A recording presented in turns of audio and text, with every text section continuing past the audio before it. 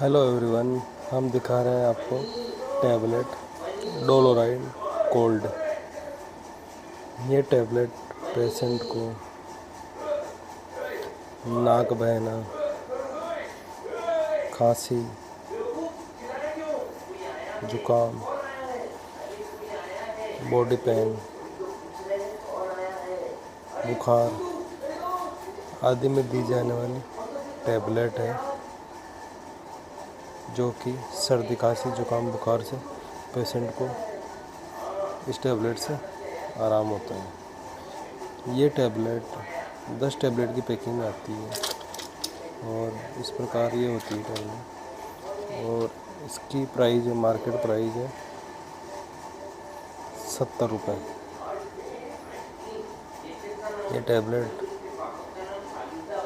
Cold कफ fever के लिए best है।